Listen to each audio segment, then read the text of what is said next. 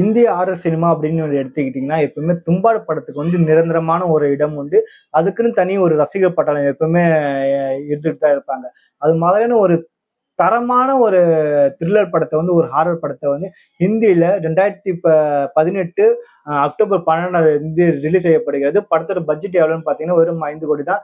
5 கோடி ரூபாய்க்கு இது மாதிரி ஒரு தரமான ஒரு படம் எடுத்தது மிகப்பெரிய அளவில் ஒரு சாதனைன்னு சொல்லலாம்.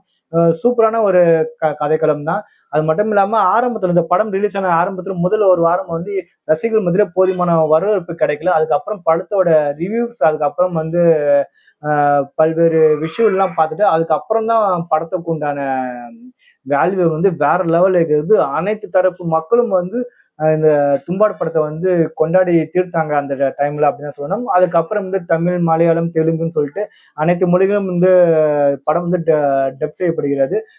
மொழி மாற்றம் செய்யப்பட்ட அனைத்து மொழியிலுமே வந்து தும்பாடு படம் வந்து வேற லெவலில் ஹிட் அடிக்குதுன்னு தான் சொல்லணும். ரசிகர்கள் மத்தியில எப்பவுமே தரமான ஒரு வரவேற்பு வந்து தும்பாடு படம் பெற்றதுன்னு நான் சொல்லணும். படத்தோட டைரக்டர் வந்து யாருன்னு பாத்தீங்கன்னா ராகி அனில் சொல்லிட்டு தான். அதுக்கப்புறம் வந்து மியூசிக் படத்தோட தரமான ஒரு மிகப்பெரிய ஒரு தூணுன்னு எதுவும் பாத்தீங்கன்னா மியூசிக் தான். பிஜிஎம் ஸ்கோர்லாம் வேற லெவல்ல இருக்கும். உண்மையில பிஜிஎம்ல வந்து பின்னி பெடல் எடுத்துட்டு இருப்பாங்க அப்படின்னு. அதுக்கப்புறம் பாத்தீங்கன்னா இந்த படத்தோட பிஜிஎம் அதாவது படத்தோட மியூசிக் டைரக்டர் யாருன்னு பாத்தீங்கன்னா அஜய் அட்டுல். அதுக்கப்புறம் வந்து மியூசிக் ஸ்கோர் யாரு பாத்தீங்கன்னா ஜெஸ்பர். இவங்க தான் வேற லெவல்ல படத்தை வந்து தாங்கி இருக்காங்கன்னு நம்ம சொல்லலாம். அது மாதிரியான ஒரு கதைக்களத்துக்கு ஒரு செம்மையான ஒரு பிஜிஎம் வந்து தெரிக்க விட்டுருப்பாங்கன்னு சொல்லணும்.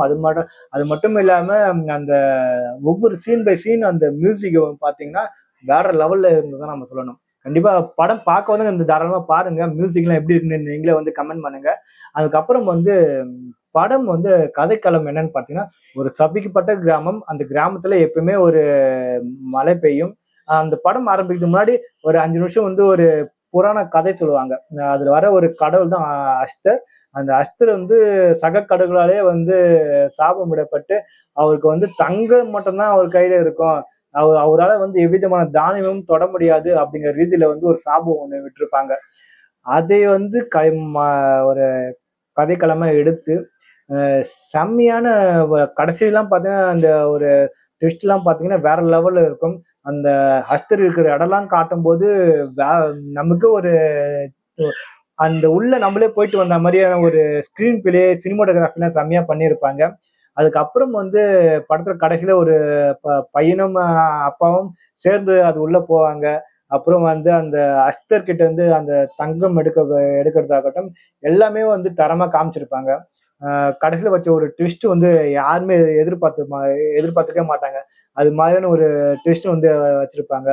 அடுத்து வந்து படத்துல அந்த தங்கம் எடுக்கிற சீன்லாம் பாத்தீங்கன்னா சூப்பரா காமிச்சிருப்பாங்க. வேற லெவல்ல இருக்கும் அந்த இடம்லாம். அதுக்கப்புறம் வந்து அந்த குகைக்குள்ள இறங்கிட்டு மறுபடியும் அந்த மேல வர்றதெல்லாம் அது நமக்கே வந்து சீட்டு நுனியில போய் உக்காந்துரும். அது மாதிரியான ஒரு கதைக்களம் ஒரு சினிமாட்டோகிராஃபிலாம் சூப்பராகவே பண்ணியிருப்பாங்க. அதுக்கு அடுத்தது வந்து படத்தோட மிகப்பெரிய ஒரு ப்ளஸ் பாயிண்ட் பார்த்தீங்கன்னா டைரக்டர் தான். டைரக்டர் வந்து உண்மையாலுமே வேற லெவலில் பண்ணியிருப்பாரு. டைரக்டர் யாருன்னு பார்த்தீங்கன்னா ராகி அனில் தான்.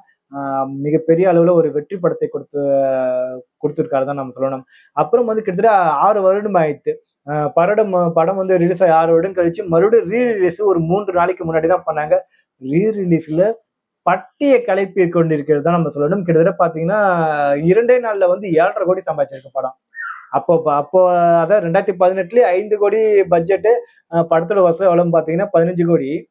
மறுபடியும் ரீ-ரிலீஸ்ல ஒரு சில விஷுவல் எஃபெக்ட் அந்த இதெல்லாம் சேஞ்ச் பண்ணி அப்ப பார்த்ததை விட இப்ப நீங்க பார்த்தா இன்னும் பிரம்மாண்டமா இருக்கு. அப்ப வந்து தியேட்டர்ல மிஸ் பண்ணவங்களா இப்ப நீங்க தியேட்டர்ல பாத்தீங்கன்னா வேற லெவல்ல இருக்கும். அதெல்லாம் இன்னும் அது மட்டும் இல்ல கூடுதலான சில எஃபெக்ட் எல்லாம் சேர்த்து படம் வந்து சூப்பராகவே கொடுத்திருந்தாங்க. மிகவும் தரமான படம். இந்த படத்துல கடைசியில பாத்தீங்கன்னா தும்பா 2 அப்படிங்கிற ஒரு சஸ்பென்ஸோட படத்தை வந்து முடிச்சிருக்காங்க. தும்பா 2க்கான அனைத்து வேலைகளும் வந்து ஆரம்பிக்கப்பட்டுள்ளது. படம் வந்து கூடிய சீக்கிரத்துல வந்து நாங்க ரிலீஸ் செய்ய போறோம் அப்படிங்கிற ஒரு அனௌன்ஸ்மெண்ட் வந்து படக்குழு கொடுத்துருக்காங்க. உண்மையிலுமே வந்து தும்பா 2க்காக பாத்தீங்கன்னா மிக இந்தியா லெவல்ல பார்த்தீங்கன்னா மிக பெரிய அளவுல ஒரு சக்சஸ் படமா தான் அமைவதற்கான வாய்ப்புகள் இருக்கு. அது மாதிரியான அதான் தும்பா 2 அதான் தும்பாட் படத்துக்காகவே பாத்தீங்கன்னா ஒரு மிகப்பெரிய ரசிகர் படம் வந்து இப்பவும் இருக்குது.